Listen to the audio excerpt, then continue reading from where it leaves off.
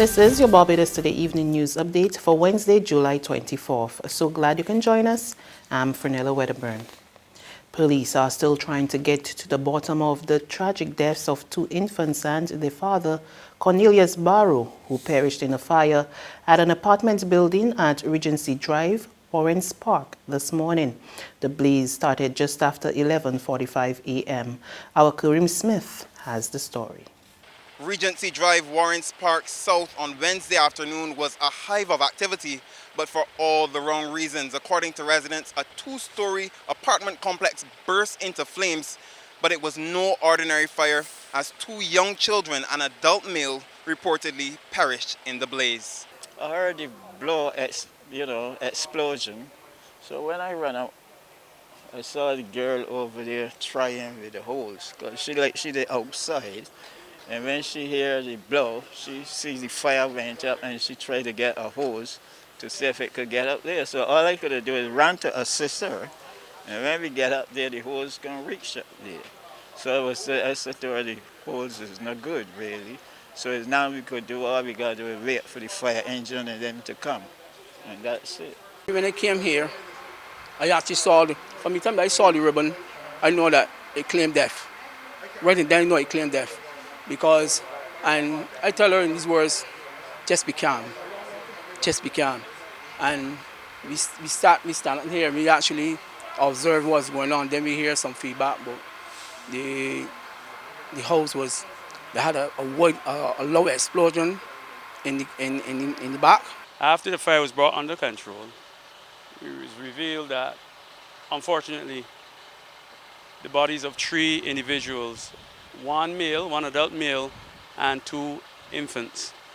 I must say that the bodies were burnt beyond recognition, and our investigations are still continuing into the cause of the fire and whether any other witnesses would have seen and been able to give us some information in respect of that. Obviously, it's very tragic for the neighbors and for the family members around. And we're hoping that we can conclude our investigation in a sooner time. In other news, soca artist Omar Marsville McQuilkin was granted $5,000 bail when he appeared in court today on a wounding charge. Marsville is accused of unlawfully and maliciously committing the act against fellow artist Romario S.K. Cave on July 21 while they were allegedly at the Soca on the Hill event. The accused pleaded not guilty to the charge when he appeared in the Whole Town Magistrates Court with his attorney-at-law Damien Sands. The matter was adjourned until November 28. Government is yet to seal a deal with the island's external creditors, but top economic advisor, Professor Avinash Prasad, maintains the Mia Motley administration remains in a strong position and it won't be settling for anything less than a fair deal for both parties. We settled the domestic debt in a record space of time. We have shown that we can do things quickly. We are taking our time to get the best deal possible for Barbadians. We have Barbadians' backs. We have designed our program in such a way that we have as much power as possible. That we have a very small amount of debt, that we do not need to borrow, and that therefore we have given ourselves the best opportunity to fight for Barbadians to give them the best deal. Equally, we would like to move on. We really would like to move on. But we don't want to move on at the expense of Barbadians. Prasad remains confident that government will settle the deal in another 2 years. And does anybody think we would not have settled in 2 years' time? So that's a non-issue. Okay. It's a complete non-issue. Opposition Senator Caswell Franklin is taking issue with the government's acquisition of land on Bay Street to facilitate the construction of the Hyatt-centric hotel. Government has acquired land at Bay Street owned by Tiny Tots Limited and sought to vest it in the Barbados Tourism Investment Inc. Speaking in the Senate this morning during debate on a resolution for Crown Lands Vesting and Disposal Act, Franklin expressed concern about the acquisition, saying the transaction was not for public purpose. This is a private sector development, a hotel by a company from outside of Barbados who wants to build in Barbados.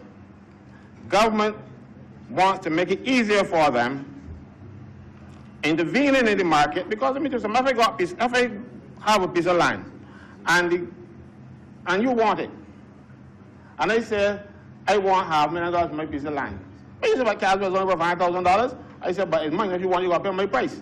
So government is intervening in the market to make sure that the person pay a price, to make sure the project is cheap as possible for the investors. That is not what government should be doing. There's regional and international news after this short break.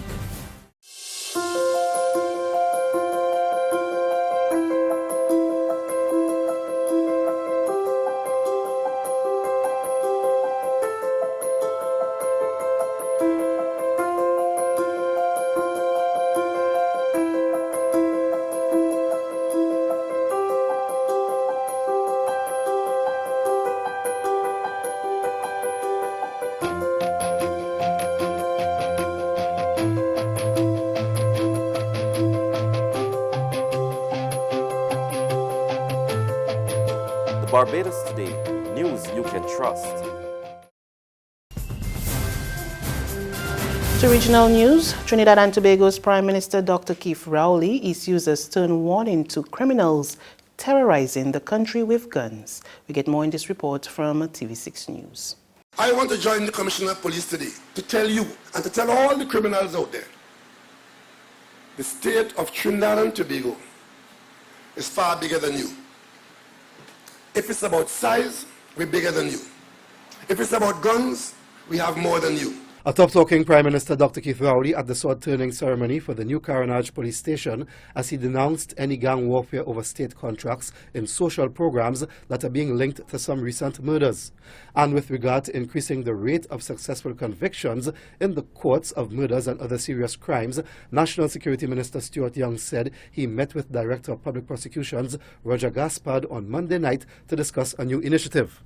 You would know in other jurisdictions, for example, in the United Kingdom, there's a Criminal Prosecution Service, the CPS.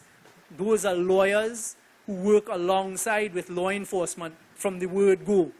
In the United States, you have district attorneys and attorneys who again are tasked to work with law enforcement at a federal and state level from the word go.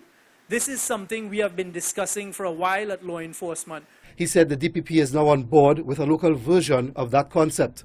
When the investigators go into crime scenes and into operations, a lawyer from the DPP's office will be working with us from the word go and assisting in the gathering of evidence where the directions of the investigations need to take place. And on the international scene, Boris Johnson takes up the job as Britain's new Prime Minister, promising to defy the doubters and doomsters by taking the country out of the European Union by the end of October. I am standing before you today to tell you, the British people, that those critics are wrong. The doubters, the doomsters, the gloomsters, they are going to get it wrong again. The people who bet against Britain are going to lose their shirts because we're going to restore trust in our democracy. And we're going to fulfill the repeated promises of Parliament to the people and come out of the EU on October the 31st, no ifs or buts.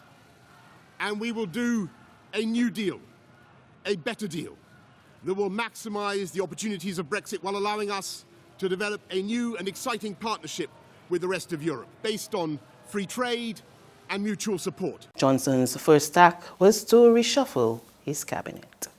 And that's news, but for the very latest, visit us at www.barbadostoday.bb. You can also subscribe to our e-paper, email updates, or like us on Facebook, and sign up for our breaking news alerts via WhatsApp. We're also on Izumi Media and bus terminals, as well as screenplay at supermarkets and gas stations near you. And you can also hear us on Mix 96.9 FM and Capital Media HD 99.3 FM. I'm Fernella Wedderburn.